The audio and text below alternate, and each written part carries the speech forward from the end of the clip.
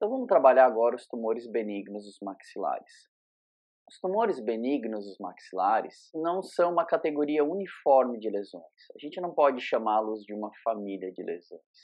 Na verdade, eles são sempre lesões tumorais, como o nome diz, e tumor não no sentido de neoplasia, mas tumor no sentido mais amplo da palavra, que é um aumento de volume exuberante, que acontecem nos maxilares, que acontecem no osso, tanto da maxila quanto da mandíbula.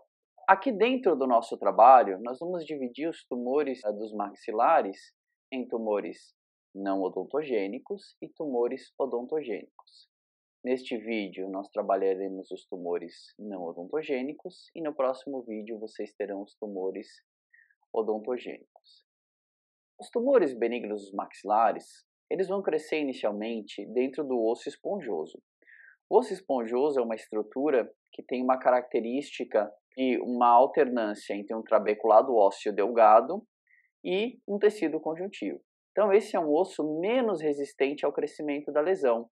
Conforme a lesão vai crescendo dentro desse osso esponjoso, ela encontra um certo nível de resistência, que não é a mesma resistência que ela encontrará na cortical óssea, porque a cortical óssea ela é basicamente um osso compacto, tem muita hidroxiapatita e pouco material orgânico. Então vocês conseguem ver nessa imagem adaptada que a gente tem ali um tumor crescendo internamente ao osso da mandíbula, e esse tumor ele vai aos poucos destruindo a zona esponjosa até que ele alcança as zonas corticais. Da mesma forma que os cistos dos maxilares, esses tumores eles vão tender a crescer em todas as direções. No entanto, quando ele tenta crescer em direção à basilar, ele encontra aquela resistência da basilar. A basilar ela tem um formato de cone, ela tem uma cortical muito densa, muito resistente, e o tumor não vai ter a força para caminhar em direção à basilar. Pelo menos a maioria deles não terá. Quando ele tenta caminhar em direção à lingual, normalmente ele encontra aquelas zonas de reforço ósseo que tem principalmente na mandíbula. Então não é fácil para o tumor deformar a cortical lingual. Quando ele tenta crescer em direção ao oclusal, ele vai encontrar todo o aparato dentário de cortical alveolar, que também é uma estrutura muito reforçada, muito difícil para esse tumor crescer nesse sentido. No entanto, quando esse tumor ele alcança a cortical vestibular, ele vai encontrar uma cortical que é menos resistente, uma cortical que é mais passível de ser deformada, que aceita melhor a deformação, né, aceita melhor a força de expansão dessa lesão, e aí automaticamente esse tumor vai direcionar o crescimento dele em direção ao vestibular. Pessoal, não que ele vá deixar de crescer nas outras direções, mas ele vai ter um direcionamento do crescimento dele em direção ao vestibular. Tanto que ele aos poucos vai transformar essa cortical vestibular, que é inicialmente verticalizada, aos poucos ele vai transformar essa cortical numa cortical inclinada e até horizontalizada, né? Então ele vai pegar uma cortical vestibular e vai expandir ela até que ela vai ficando cada vez mais horizontalizada. E quando a cortical fica horizontalizada, você tem uma perda de espaço do fundo de sulco. Você tem o seu fundo de sulco tendo seu espaço roubado por aquela deformação de origem óssea. E essa perda de profundidade do fundo de sulco é o chamado apagamento do fundo de sulco, que é uma das características clássicas dos tumores benignos maxilares. Algumas outras características clássicas que a gente deve esperar da grande maioria dos tumores benignos maxilares. Crescimento lento. Esse paciente ele normalmente vai relatar para você que ele teve uma deformidade, um aumento de volume que vem crescendo progressivamente, lentamente ao longo de meses ou anos. Normalmente não há uma queixa de sintomatologia dolorosa, são lesões normalmente assintomáticas, a não ser que haja um traumatismo secundário na região, mas aí essa dor ela não está relacionada ao tumor e sim ao trauma secundário. Então, um aumento de volume, de crescimento lento e assintomático, apagando o fundo de sulco. É dessa forma que a maioria dos tumores dos maxilares vai se apresentar. Então vamos começar a trabalhar os não odontogênicos. Dentro dos não odontogênicos, nós estudaremos principalmente duas lesões. Num grupo a gente vai ter as lesões de célula gigante, que é um grupo que vai ser subdividido posteriormente, e no outro grupo a gente vai ter o osteoma, que é um grupo constituído por somente uma lesão. Dentre as lesões de célula gigante, nós teremos três lesões principais, três doenças principais. São todas muito parecidas, mas elas precisam ser bem diagnosticadas, elas precisam ser diferenciadas entre si, pois elas têm desdobramentos diferentes para os pacientes.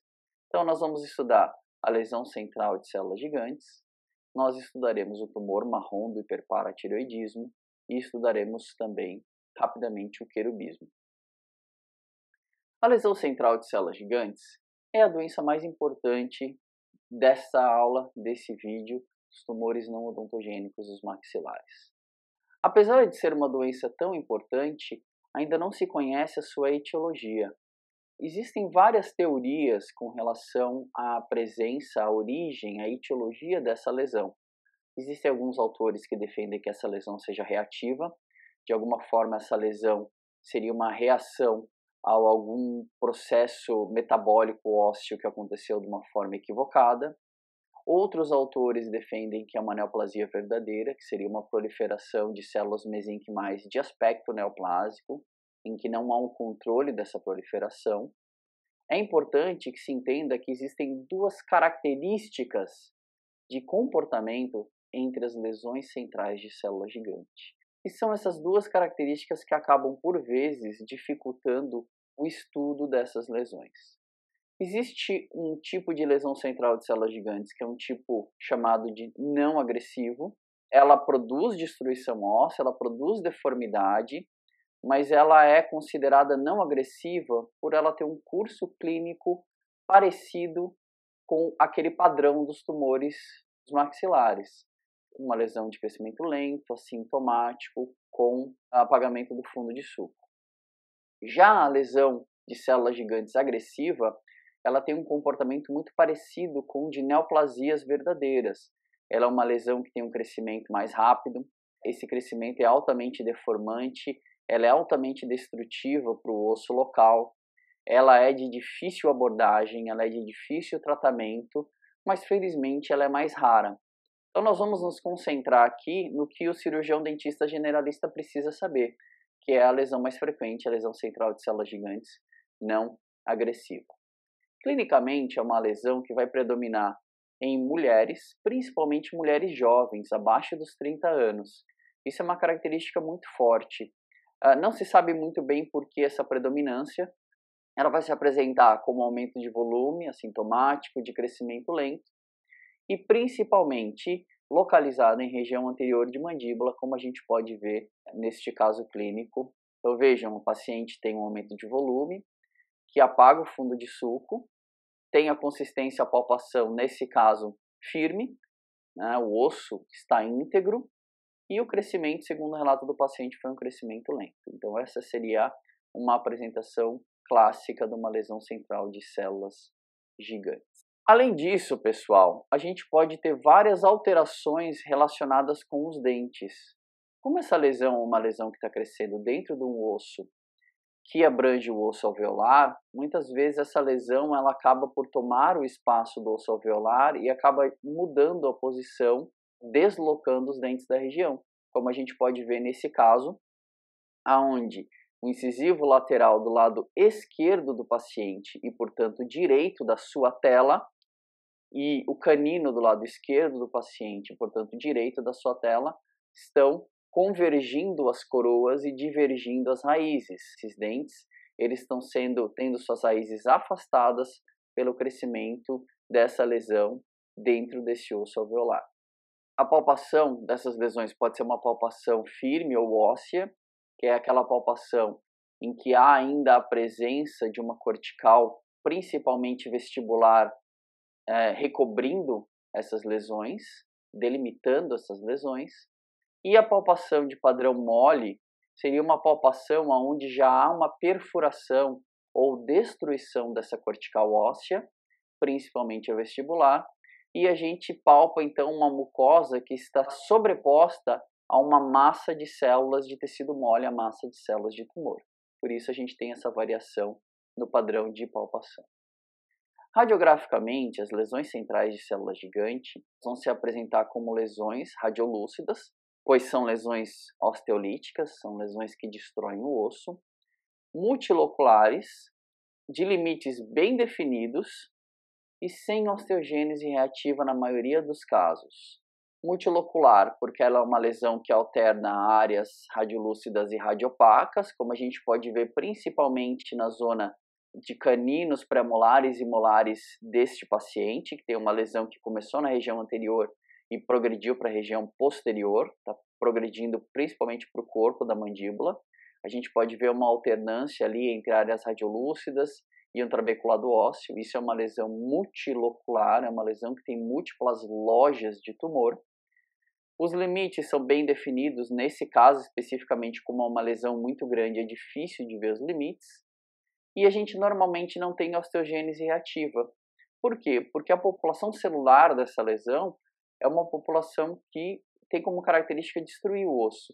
Então a gente dificilmente consegue ver uma área de osteogênese reativa porque esse osso da periferia ele está sendo sempre seguidamente destruído. Normalmente existe expansão de corticais, que é o que determina o apagamento do fundo de sulco, o aumento de volume, a deformidade facial do paciente, com a possibilidade de destruição de corticais, principalmente em tumores muito grandes. Vocês podem observar ali nessa lesão, que é uma lesão bastante grande, né, nessa radiografia, a gente pode observar que houve inclusive destruição das raízes dentais dos dentes que estão envolvidos pela lesão.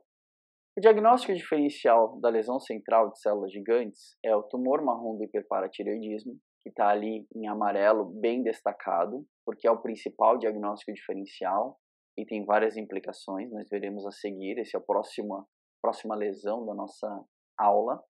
O ameloblastoma sólido e o mixoma odontogênico, que nós veremos no próximo vídeo, pois são tumores odontogênicos. Como nós procedemos diante da suspeita de uma lesão central de células gigantes?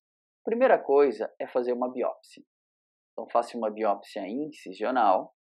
Você se certifica de que você acessou o tumor, né? Se houver uma cortical íntegra, você vai ter que retirar parte desta cortical para poder acessar a lesão propriamente dita. Se já houver uma área de perfuração dessa cortical, você pode aproveitar essa área para fazer a sua biópsia. E o que você vai ver na histopatologia resultante desta biópsia é a presença de uma grande quantidade de células mesenquimais fusiformes. Às vezes elas são tão volumosas que elas são descritas também como fusiformes ou ovoides. Essas células mesenquimais elas têm um potencial proliferativo bastante acentuado. E dentre essas células mesenquimais nós podemos observar células gigantes multinucleadas. Neste maior aumento, a gente pode observar ali a presença de algumas células gigantes multinucleadas em meio a essas células mesenquimais fusiformes e ovoides. Esse tumor, ele é muito vascularizado, então é muito comum que nós vejamos hemorragia. Então vocês podem ver áreas de hemorragia, áreas de presença de hemácia fora de vasos sanguíneos. Então essa seria basicamente a característica principal da lesão central de células gigantes. Frente a um quadro histopatológico como esse, eu preciso primeiro afastar a possibilidade dessa lesão ser um tumor marrom do hiperparatireoidismo ou um querubismo. A gente já vai entender como fazer essa diferenciação. Mas, a partir do momento que eu tiver certeza de que aquilo é uma lesão central de células gigantes, eu posso partir para o tratamento. Eu vou ter basicamente duas opções de tratamento. Eu vou ter um tratamento que é mais agressivo, que é aquele tratamento em que eu faço uma curetagem de toda a lesão com o tratamento das margens. E esse tratamento de margem pode ser um tratamento mecânico, químico ou térmico, onde eu destruo todo o leito ósseo que está aparentemente livre de doença, mas que se eu for observar microscopicamente ele está todo invadido pela lesão. Essa lesão tem uma característica de microinfiltração periférica bem importante. Então não adianta só curetar, enxergar pós-curetagem um osso visualmente limpo, que esse osso microscopicamente está infiltrado. Então eu preciso sim fazer um tratamento de margem. Esse tratamento de margem visa destruir todo o osso superficial que pode estar micro invadido pela lesão propriamente dita. Esse tratamento é um tratamento muito agressivo, ele costuma deixar sequelas, dependendo do tamanho da lesão que esse paciente tem. Ele pode ter um pós-operatório muito difícil, muito complicado, porque fica um espaço muito grande dentro do osso. Muitas vezes a gente precisa fazer enxertos e outras técnicas para poder devolver alguma capacidade desse paciente, botar esse osso em funcionamento de novo. E nós temos uma segunda opção, que é o tratamento medicamentoso, que é composto do uso de calcitonina inalatória associada a corticoide, injeção de corticoide intralesional, avaliações periódicas. Normalmente esse paciente vai apresentar uma regressão da lesão osteolítica, ou seja, ele vai começar a mostrar uma neoformação óssea a partir das margens da lesão.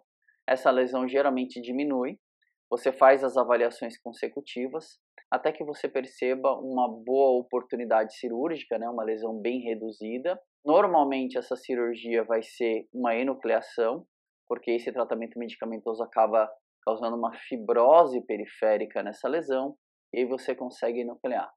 A perda de tecido, nesse caso, nesse segundo tratamento, que é o medicamentoso seguido da enucleação, é uma perda de tecido muito menor. Então você consegue um resultado muito bom para o paciente, para a saúde do paciente, tem uma destruição óssea muito menor e, consequentemente, um pós-operatório muito melhor para o paciente, e muitas vezes você não precisa nem usar artefatos de reconstrução como enxertos, placas e pinos. Então, é sempre uma opção interessante fazer o tratamento medicamentoso. Finalmente, independente do tratamento que você escolha, você vai fazer um acompanhamento clínico e radiográfico. Você precisa controlar o reparo ósseo desse paciente, você não pode deixar esse paciente abandonado, até porque ele vai ter necessidades relativas a um paciente com pós-operatório, a um paciente que tem uma deformidade óssea, e principalmente você tem que ficar de olho numa possível recidiva para fazer uma intervenção bastante precoce dessa possível recidiva. O prognóstico, ele é sombrio. Por quê? Como este tumor tem um alto grau de invasividade local, ele tem uma tendência grande a recidiva. Então, mesmo que nós façamos todos os tratamentos, seja o cirúrgico, né, a curetagem com tratamento de margem, seja o medicamentoso seguido da enucleação, esse paciente ele nunca está livre da possibilidade de uma recidiva. Então, ele vai precisar continuar sob acompanhamento clínico radiográfico por muito tempo. O tumor marrom do hiperparatireoidismo, que é a segunda lesão que nós veremos nessa aula, ele na verdade é uma lesão bucal oriunda de um problema sistêmico, que é o hiperparatireoidismo. Então ele é um tumor que acontece na boca, nos ossos maxilares, na verdade, resultante de um distúrbio metabólico que a gente vai entender agora. O que é o paratormônio? O paratormônio é um hormônio que tem como característica regular o metabolismo do cálcio no nosso corpo. Então vocês sabem muito bem que o cálcio é o elemento essencial para a vida. O cálcio está presente em diversas reações bioquímicas do nosso corpo, inclusive na contração muscular.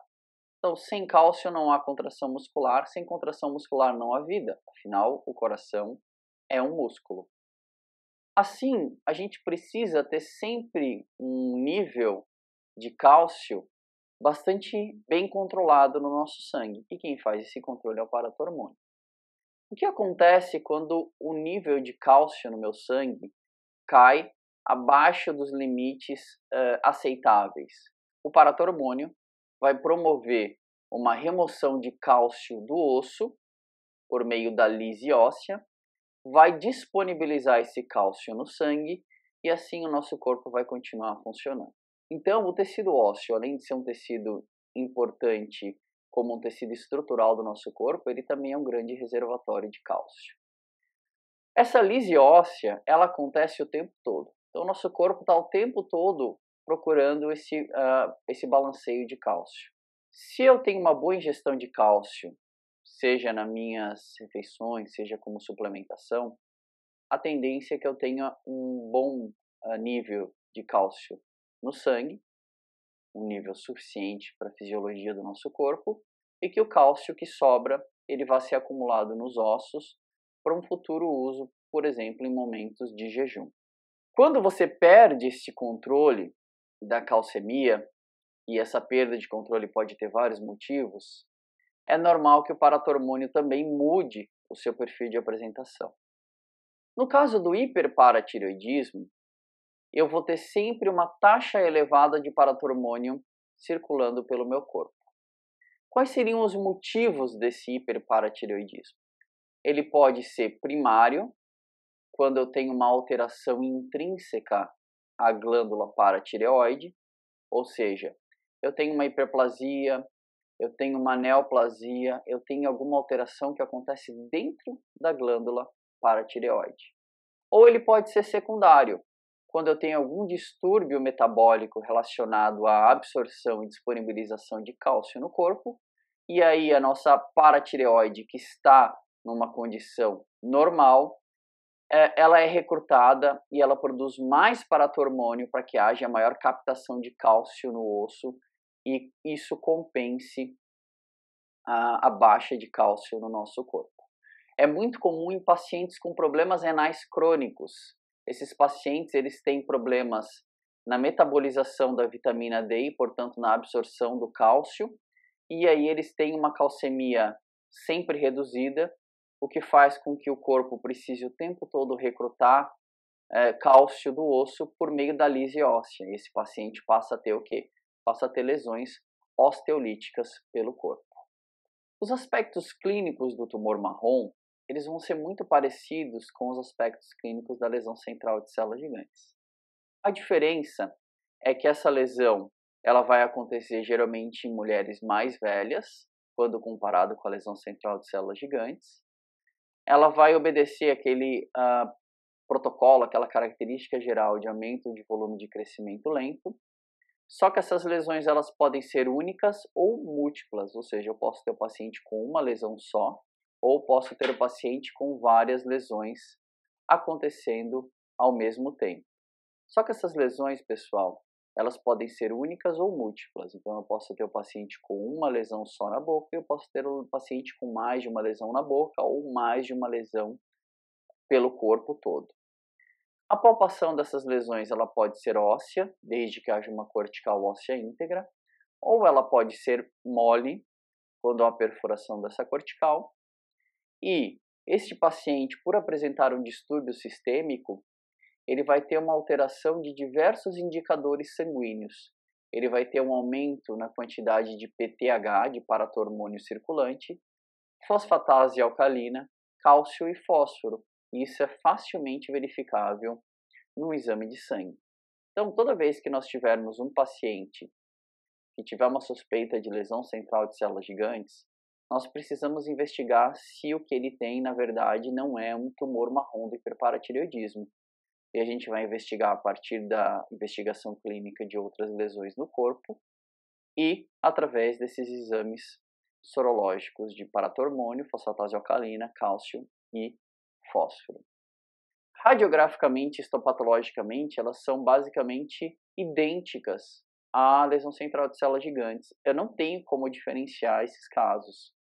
Por isso, é bem importante que a gente sempre faça os exames de sangue para o paratormônio, fosfatase alcalina, cálcio e fósforo em todos os pacientes que se apresentarem com uma suspeita de lesão central de células gigantes para afastar o tumor marrom do hiperparatireoidismo. Por que é tão importante definir se esse paciente tem uma lesão central de células gigantes ou um tumor marrom do hiperparatireoidismo? Porque o tratamento é totalmente diferente. O tratamento do tumor marrom é um tratamento que deve visar a compensação do hiperparatireoidismo. Ele não é um tratamento local. Então, por exemplo, se esse paciente tem um hiperparatireoidismo primário, seja por uma hiperplasia ou uma neoplasia da paratireoide, esse paciente ele precisa de uma intervenção médica para que se faça uma abordagem conveniente desta lesão, desta doença que está acontecendo dentro da glândula paratireoide, com posterior controle hormonal. Se for o hiperparatireoidismo secundário, esse paciente ele vai precisar tratar a doença metabólica que ele tem. Então, se ele for, por exemplo, um paciente com doença renal crônica, ele vai ter que tratar a doença renal, fazer um controle dietético, um controle hormonal. Se esses tratamentos forem bem conduzidos, tanto para o hiperparatireoidismo primário quanto para o hiperparatireoidismo secundário, esse paciente ele vai ter a regressão das lesões, e o papel do cirurgião dentista, no caso destes pacientes, é acompanhar a regressão da lesão, tanto clinicamente quanto radiograficamente, dando um feedback para a equipe médica sobre o comportamento dessa lesão, se a lesão está respondendo bem ou não ao tratamento. Nós não vamos intervir cirurgicamente nessas lesões. Se nós negligenciarmos essa diferenciação entre o tumor marrom e a lesão central de células gigantes e operarmos todas as lesões que caem na nossa mão, esse paciente, se ele for portador do tumor marrom, ele vai ficar tendo recidivas eternas dessa lesão. Porque o que ele tem não é uma doença local, o que ele tem é uma doença sistêmica que está aparecendo na boca. Então eu posso ficar tratando essa lesão de boca eternamente, mas a doença sistêmica ela vai continuar acontecendo. Então por isso é muito importante, eu diria que é essencial fazer a diferenciação entre lesão central de células gigantes e tumor marrom do hiperparatireoidismo. Até porque o tumor marrom, se ele for bem conduzido, o prognóstico é bom. Então, se o paciente tiver a correção desse distúrbio que ele tem, secundário ou primário, a tendência é que as lesões regridam totalmente. E você vai ter um prognóstico bom, desde que esse paciente permaneça em controle com uma equipe médica. Como última lesão dessas doenças de células gigantes, nós falaremos um pouco do querubismo. O querubismo é uma doença genética autossômica dominante, então ela tem um padrão familiar bastante bem caracterizado.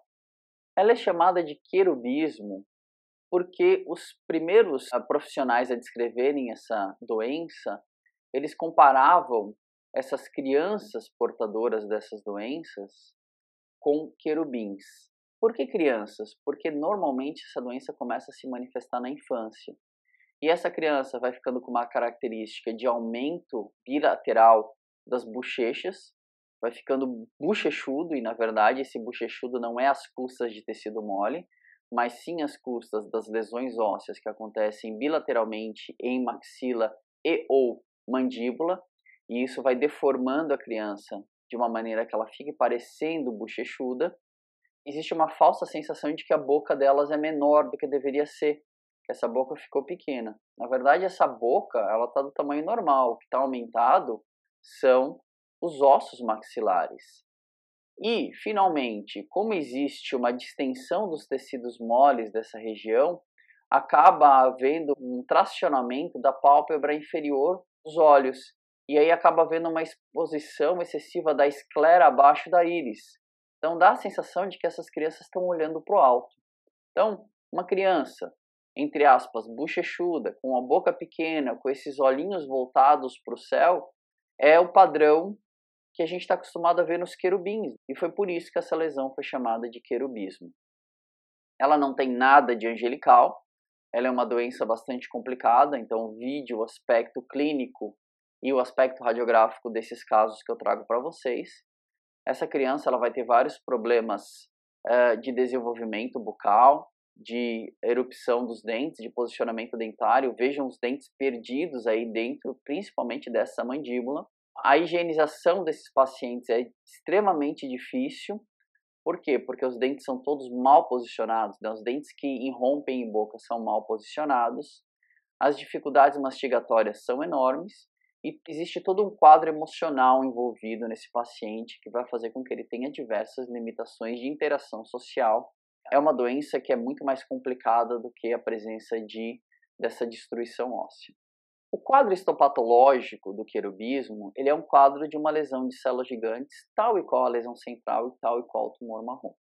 Então, hoje em dia, a gente não precisa mais da biópsia para diagnosticar um querubismo.